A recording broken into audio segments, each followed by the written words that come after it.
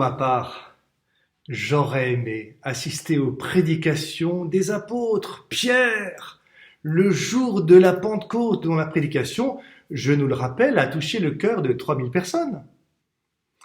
Paul, ses multiples prédications, lui, il savait bien argumenter, il s'appuyait sur des citations bibliques ou même sur des références empruntées à la littérature grecque.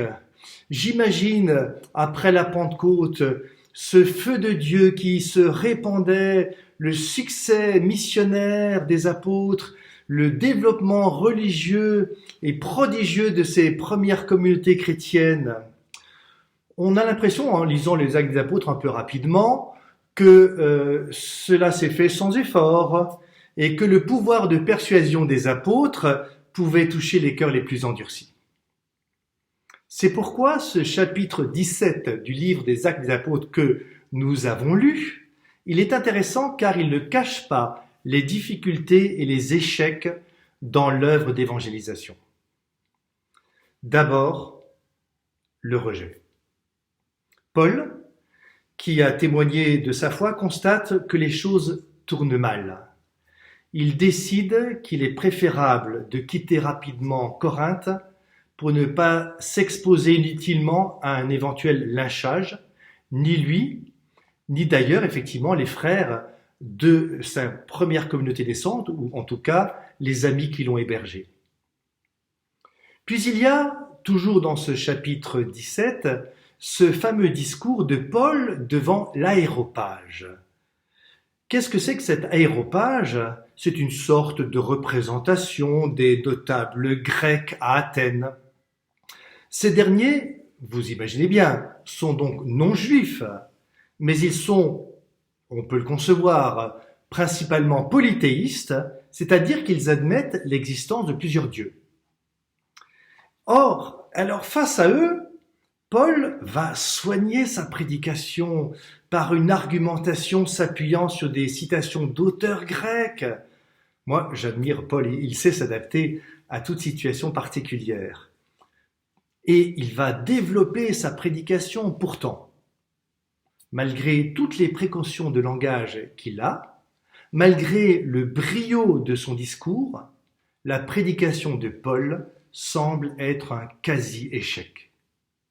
Au moment où il parle de la résurrection de Jésus, il est interrompu par l'aéropage qui lui dit « Là-dessus, nous t'entendrons une autre fois. Laisse tomber, arrête. »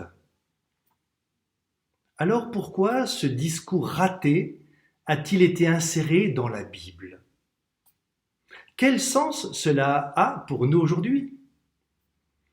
À mon avis, si cette prédication kérigmatique de Paul se retrouve dans le livre des Actes des Apôtres, ce n'est pas simplement pour la beauté de la prédication de Paul, mais c'est aussi, et surtout peut-être, pour nous montrer que la fécondité dans l'évangélisation ne dépend pas forcément de la réussite humaine et de la simple efficacité.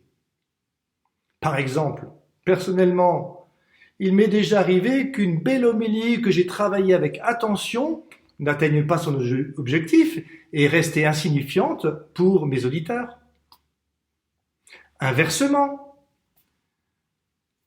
l'inverse peut être vrai, il y a 20 ans, je me souviens, j'ai entendu le témoignage en français d'un Italien qui avait un fort accent et qui massacrait ses mots. De plus, ce qu'il disait aux gens me paraissait un peu trop long. Pourtant, cette prédication a touché les personnes. Humainement, c'est à n'y rien comprendre parfois. Bien sûr, on s'attend à ce que, habituellement, une belle prédication porte ses fruits. Aussi d'ailleurs, les prédicateurs ne sont pas autorisés à se laisser aller à une certaine médiocrité, sous prétexte que la grâce de Dieu peut tout. Parce qu'il y a un petit proverbe, « Aide-toi, le Seigneur t'aidera ». De façon générale. Comme Paul, il se peut que notre témoignage de foi ne soit pas reçu.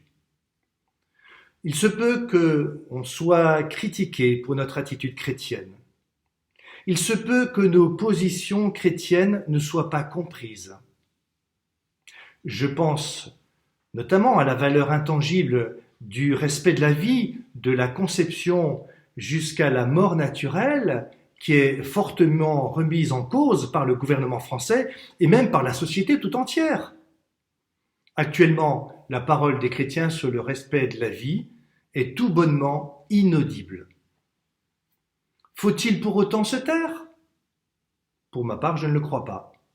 En tout cas, sur ce sujet, les chrétiens sont un peu comme Jean-Baptiste qui disait qu'il était la voix qui crie dans le désert.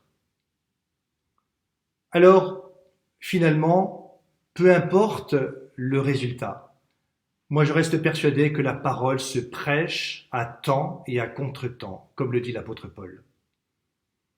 Avons-nous déjà fait l'expérience d'être incompris dans la foi et même raillés parfois?